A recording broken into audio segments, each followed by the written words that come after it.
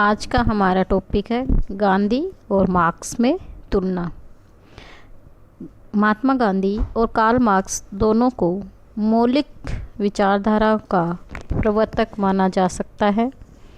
Karl Marx ने समाजवाद के समर्थन में एक वैज्ञानिक सिद्धांत प्रस्तुत करने का दावा किया और पूंजीपतियों के विरुद्ध श्रमिक वर्ग की निर्णायक जीत के उद्देश्य से वर्ग संघर्ष पर आधारित एक पद्धति का प्रतिपादन किया। गांधी जी ने स्वयं किसी नई राजनीतिक विचारधारा के सूत्रपात का दावा भले ही न किया हो, उन्होंने राजनीतिक, सामाजिक और आर्थिक परिवर्तन के लिए एक नवीन दृष्टिकोण से युक्त सत्य और अहिंसा पर आधारित क्रांतिकारी पद्धति का आविष्कार किया। मार्क्स व गांधी दोनों का लक्ष्य एक वर्गहीन, राज्यहीन समाज की स्थापना करना है तथा दोनों ही पूंजीवाद और उदारवादी लोकतांत्रिक परंपराओं के घोर विरोधी हैं। इस कारण यह सहज ही कहा जा सकता है कि गांधी और मार्क्स के मध्य लक्ष्य की समानता है तथा भिन्नता साधनों के प्रति उनके दृष्टिकोण में है। गांधी और मार्क्स द्वारा प्रतिपादित आदर्श राज्य में ऊपरी तौर पर प्रतीत होने वाली समानताओं को देखते हुए कहा जा सकता है कि गांधीवाद हिंसा विहीन साम्यवाद है, किंतु गांधी व मार्क्स के दर्शन का सूक्ष्म विश्लेषण ये स्पष्ट करता है कि व्यापक प्रश्नों पर दोनों विचारकों के मत और दृष्टिकोण में गंभीर भिन्नताएं हैं। गांधी और मार्क्स के वैचारिक आग्रहों की मूल आस्थाएं इतनी भिन्न है कि दोनों के मध्य तुलना तात्विक दृष्टि से असंगत लगने लगती है। चिंतन के विभिन्न पक्षों पर गांधी व मार्क्स के दृष्टिकोणों का तुलनात्मक विवेचन इस प्रकार है। व्यक्ति और समुदाय। व्यक्ति गांधी के दर्शन का केंद्रीय तत्व है। गांधी के दर्शन का साध्य व्यक्ति है। इसके विपरीत मार्क्स व्यक्ति की तुलना में समुदाय की सर्वोपरिता को स्थापित करते हैं। समुदाय को वरीयता देने के क्रम में मार्क्स व्यक्ति के अधिकारों पर समुदाय के बाध्यकारी नियंत्रणों को उचित ठहराते हैं, जबकि गांधी के अनुसार व्यक्ति के आचरण पर उसकी जागृत अंतर आत्मा के अतिरिक्त अन्य कोई भी बाहरी नियंत्रण अनैतिक है। गांधी के अनुसार एक गरिमापूर्ण व्यक्ति अपनी अंतर आत्मा के निर्देशन के अधीन समस्त के हितों में अपने हितों को विलीन कर देने के लिए स्वयं समर्पित हो जाएगा। मार्क्स समष्टि के हितों को सर्वोपरि तो मानते ही हैं, वे उन्हें सुनिश्चित करने के क्रम में व्यक्ति की नैतिक श्रेष्ठता जैसे विचारों को कोई महत्व नहीं देते। तत्वज्ञान। गांधी के दर्शन की मूल प्रेरणा आध्यात्मिक है। वह आत्म साक्षात्कार को व्यक्ति का चरम श्रेय मानते हैं। लौकिक संस्थाएं और क्रियाकलापों गांधी के अनुसार व्यक्ति के अंतिम आध्यात्मिक लक्ष्य की प्राप्ति की पृष्ठभूमि तैयार करते हैं। गांधी के अनुसार सांसारिक संस्थाएं महत्वपूर्ण तो हैं, किंतु वे स्वयं के लक्ष्य में नहीं हैं, अपितु वे एक आध्यात्मिक लक्ष्य की प्राप्ति का सोपान है। मार्क्स अनिवार्यतः भौतिकवादी हैं। मार्क्स के लिए संसार की भौतिक परिस्थितियां ही अंतिम व वास्तविक है। अतः मार्क्स का न तो सत्ता की आध्यात्मिकता में विश्वास है और न ही वह मानव जीवन के लक्ष्य के संबंध में आध्यात्मिक और नैतिक आग्रह से प्रेरित है। मार्क्स का लक्ष्य तो एक ऐसी व्यवस्था की स्थापना करना है जिससे भौतिक संसाधनों का समुदाय के हितों में न्याय संगत उपयोग सुनिश्चित हो। भौतिक साधनों का समुदाय में न्यायसंगत वितरण मार्क्स के अनुसार आदर्श व्यवस्था का अंतिम साध्य है। गांधी के अनुसार आर्थिक साधनों का न्याय संगत वितरण व्यक्ति की नैतिक उत्थान के लिए आवश्यक एक स्थिति मात्र है। अहिंसा। अहिंसा गांधी के दर्शन का केंद्रीय विचार है। वे अहिंसा को व्यक्ति के आचरण की प्रेरक शक्ति और सामाजिक व्यवस्था का शाश्वत आधार बनाना चाहते हैं। अहिंसा गांधी के मत में एक न्यायसंगत व्यवस्था का आधारभूत नियम भी है और एक आदर्श व्यवस्था की स्थापना के लिए सामाजिक, आर्थिक और राजनीतिक परिवर्तनों का मुख्य साधन भी।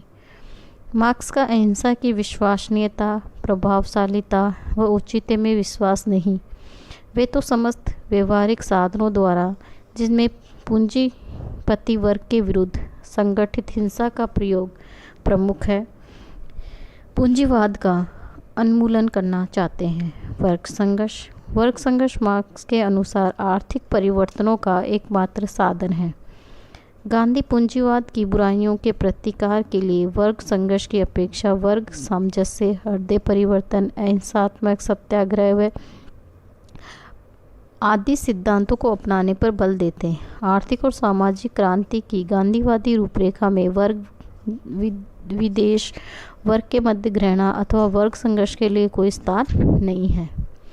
केंद्रीकरण और औद्योगिकरण। मार्क्स उत्पादन की केंद्रीकृत प्रणाली और विकसित मशीनों तथा तकनीकी पर आधारित औद्योगिक व्यवस्था के पक्षधर हैं।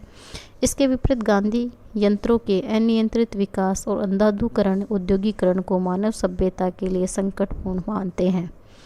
आर्थिक व्यवस्था की उनकी संकल्पना विकेंद्रीकृत, लघु और कुटिल उद्योगों पर आधारित है। वे ऐसे उद्योगों के पक्ष में हैं जिनमें मशीनों का सीमित प्रयोग हो और यंत्र मानवीय श्रम को विस्थापित न करे। वे पूंजी आधारित उद्योगों की अपेक्षा श्रम आधारित उद्योगों के पक्ष में हैं। मार्क्स उत्पादन की केंद्रीय प्रणाली का समर्थन करके उत्पादन व वितरण के नियमन में राज्य को निर्णायक भूमिका प्रदान करते हैं। गांधी का आर्थिक प्रतिमान उत्पादन, उपभोग व वितरण के स्थानीयकरण पर आधारित है। इसमें आर्थिक विषय में निर्णयों की शक्ति भी राज्य जैसे केंद्रीकृत संगठन में नहीं, अपितु व्यक्ति या स्थानीय समुदाय में निहित होगी। श्रम और पूंजी। मार्क्स और गांधी दोनों ही उत्पादन प्रणाली में पूंजी की तुलना में श्रम की वरीयता को स्थापित करना चाहते हैं। मार्क्स का तर्क है कि श्रम ही वास्तव में वस्तुओं के मूल्य के सर्जन का कारण होती है। श्रम की प्रतिष्ठा का तर्क प्रस्तुत करते हुए मार्क्स उत्पादन की प्रणाली में पूंजी की निर्णायक भूमिका का निषेध नहीं करते। वे पूंजी के स्वाभाविक और प्रबंध की प्रणाली में रूपांतरण करके पूंजी के सामूहिक स्वामित्व के मध्य से उनकी शोषणकारी प्रवृत्ति को समाप्त करना चाहते हैं। पूंजी की तुलना में श्रम को सर्वोच्चता प्रदान करने का गांधी का आग्रह मार्क्स की तुलना में अधिक क्रांतिकारी है। गांधी वस्तुतः उत्पादन की प्रक्रिया में पूंजी की तुलना में श्रम को ही वरीयता प्रदान करना चाहते हैं। विकेंद्रीकृत आर्थिक प्रणाली का उनका सुझाव उत्पादन संबंधों में पूंजी की अपेक्षा श्रम की निर्णायक महत्ता को प्रतिष्ठित करता है, क्योंकि वह इसके माध्यम से उत्पादन के एक घटक के रूप में पूंजी को स्थापित कर देना चाहते हैं और उनका स्थान श्रम को दे देते हैं। राज्य। मार्क्स और गांधी दोनों ही राज्य का उन्मूलन चाहते हैं। मार्क्स के अनुसार राज्य एक वर्ग आधारित संगठन है जिसका उद्देश्य उस वर्ग के हितों का पोषण करना है जिसका उत्पादन के साधनों पर नियंत्रण हो। मार्क्स की कल्पना है कि पूंजीवाद के विरुद्ध संघर्ष में श्रमिकों की निर्णायक विजय के पश्चात सर्वहारा वर्ग की तानाशाही स्थापित होगी और राज्य पूंजीवाद के तंतुओं की जड़ से उखाड़ फेंकने का उपकरण बनेगा। पूंजीवादी वर्ग का अस्तित्व पूरी तरह समाप्त हो जाने के पश्चात समाज में विभिन्न वर्ग नहीं रहेंगे, अतः राज्य का भी औचित्य नहीं रहेगा और वह समाप्त हो जाएगा। गांधी राज्य का विरोध मुख्यतः नैतिकता के आधार पर करते हैं। उनका तर्क है कि राज्य दमन और संगठित हिंसा का प्रतीक है। इस प्रकार व्यक्ति पर बाध्यकारी नियंत्रण आरोपित करके वह व्यक्ति की अंतरात्मा और नैतिक सद्गुणों का हनन करता है। गांधी ये स्वीकार करते हैं कि राज्य का अस्तित्व तब तक उचित है जब तक व्यक्ति के मन में किसी न किसी रूप में हिंसा विद्यमान है, क्योंकि जिस सीमा तक व्यक्ति का आचरण हिंसक है उस सीमा तक उसके आचरण पर बाहरी नियंत्रण भी उचित है। इस प्रकार गांधी ये अपेक्षा करते हैं कि व्यक्ति के व्यक्तित्व का नैतिक विकास करके उसके आचरण को सैन्य अहिंसा की पूर्णता तक पहुंचाने का प्रयत्न किया जाए। गांधी का प्रस्ताव है कि जैसे जैसे व्यक्ति अहिंसक होता जाएगा राज्य का स्वरूप भी रूपांतरित हो जाएगा और अहिंसक प्रजातंत्र न विकेंद्रीकृत ग्राम स्वराज्य के चरणों के माध्यम से अतः एक राज्यविहीन समाज तथा जागृत अराजकता की स्थिति को प्राप्त किया जा सकेगा। इस व्यवस्था में व्यक्ति पूर्णतः अंतरात्मा के द्वारा शासित होगा। अतः उस पर बाहरी नियंत्रण की आवश्यकता ही नहीं रहेगी और राज्य निरर्थक हो जाएगा। धर्म। मार्क्स धर्म को जनता की हकीम की संज्ञा देते हैं। उनके मत में धर्म जनता को भाग्यशाली बनाता है और उसे भौतिक परिस्थितियों के विरुद्ध संघर्ष करने से विरक्त करता है, जो कि उसकी दुर्दशा का मुख्य कारण है। गांधी धर्म को व्यक्तिगत आचरण और सामाजिक, आर्थिक व राजनीतिक व्यवस्था का मूल मंत्र बनाना चाहता है। उसके मत में धर्म नैतिकता, पवित्रता, उच्चतर प्रयोजन, मानवीय मूल्यों और कर्तव्य बोध का पर्याप्त है। अतः उसके अनुसार धर्म जीवन की प्रत्येक गतिविधियों को अनुप्रमाणित कर एक न्यायनिष्ठ और आदर्श व्यवस्था का आधार बन सकता है। उसका मत है कि धर्म विहीन व्यक्तिगत आचरण व्यक्ति को स्वार्थ और आत्म केंद्रित बना देता है। धर्महीन राजनीतिक सत्ता के लिए मूल्यहीन होड़ बन जाएगा। धर्महीन समाज असमानता और झूठे आडंबरों के भार से दब जाएगा। अतः धर्महीन अर्थहीन शोषण और आर्थिक अन्याय को जन्म देगी। इस प्रकार मार्क्स के लिए धर्म क्रांति के मार्ग में बाधा है, जबकि गांधी के लिए व्यक्ति की धार्मिक चेतना क्रांति की मुख्य प्रेरक शक्ति है। आर्थिक घटकों की प्रमुखता। मार्क्स के लिए आर्थिक कारण ही सामाजिक, राजनीतिक और सांस्कृतिक प्रणाली के स्वरूप का निर्णायक करते हैं। मार्क्स ऐतिहासिक दृष्टि से तो आर्थिक कारणों की महत्ता को स्वीकार करता ही है। आदर्श व्यवस्था के प्रतिपादन में भी आर्थिक कारणों को ही सर्वाधिक महत्वपूर्ण स्थान देते हैं। गांधी इस तथ्य को तो स्वीकार करते हैं कि वर्तमान में मनुष्य के जीवन में आर्थिक और भौतिक कारणों ने महत्व प्रदान कर लिया है, पर वे इस स्थिति को विडंबनापूर्ण मानते हैं और एक ऐसे आदर्श स्थिति की प्रस्तावना करते हैं जिसमें आर्थिक और भौतिक कारणों का महत्व कम हो जाए और व्यक्ति जीवन के उच्चतर नैतिक प्रयोजन के प्रति समर्पित हो जाए।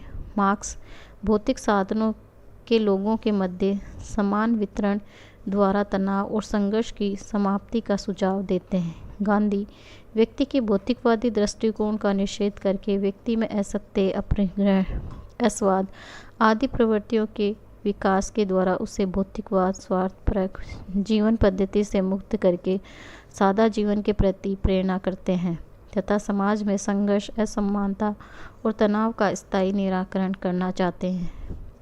मार्क्स और गांधी के चिंतन के मध्य असमानताएं गंभीर और गुणात्मक है। दोनों के दृष्टिकोण में केवल